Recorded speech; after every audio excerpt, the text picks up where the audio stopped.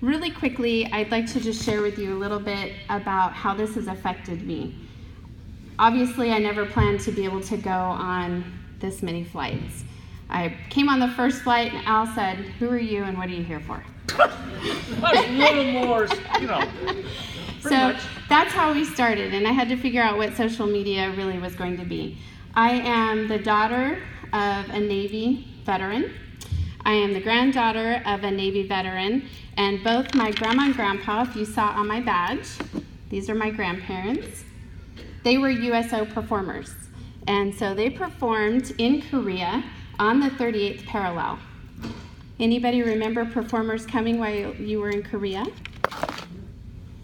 Some? All right. So Bob Kennedy and Wanda and her steel guitar. Those are my grandparents. If you're from the Valley, you might remember them. I didn't meet my dad until I was almost a year old because he was stationed in the Philippines, and so he didn't get to come home until my first birthday. And so I thought this picture on the TV was my dad. They'd say, "That's Daddy." Well, little kid believes whatever you say. So when this man came in and picked me up and they said, "Daddy," and I said, "Daddy." You know, this was a daddy in a frame. So I'm a little bit of a Navy brat, but I had no idea really what it meant to thank a veteran. I knew I appreciated my country, that I would support and salute my flag, but I didn't really understand what it meant to say thank you. And I know that that now really for me is a hollow cliche. Because what I've learned with each of you is that we can't call you a hero because you had to do things that didn't feel good to you. It can't be said to you, "Thank you for your courage," because you didn't get to decide if you had courage. It was a lot of survival, and it was just doing what you had to do. So we say thank you because we don't know what else to say. But what I've learned in being with each of you is that there are things that have allowed you to get to the age that you are. You are our country's greatest generation in that you understand things that we're losing in this country. We've lost the understanding of respect. We no longer respect ourselves. We don't respect one another. We certainly do not understand what it means to respect this country and our flag. And you do. I look at you and I walk beside you and I'm too busy running around a circle. I don't get to hear your stories. But I hope every picture I take, I look in your eyes and I touch your arm as I walk by and I smile at you and I tell you how important you are. Because you've changed my life. Every trip that I come on, there's something different for me to learn. And what I've learned is that each of you walk with your head held high. You have a hope for the future. You don't live in the past. You are tenacious about what you want. And you continue every day to put one foot in front of the other. And you look at each other with a tremendous amount of respect. Now, our Vietnam veterans, I have a huge respect for you as well. We have never had this many Vietnam veterans with us. And I have to tell you how incredibly brave I think that you are to raise your hand in this country after how you were treated.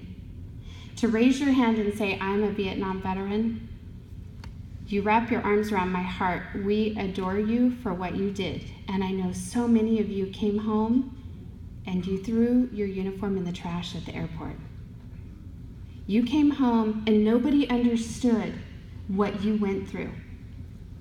You just came home, and even the rest of our veterans from Korean and the World War II, you came home and Mom said, "Great to see you, you need to mow the lawn." Right? Our country's forgotten what respect is, and they've forgotten what freedom is. It's taken for granted.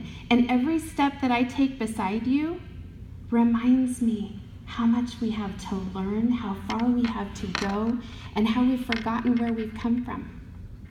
I wear this bracelet right here, and it says Lebhaft Leben, which is German, and it means to live strong, to live forward.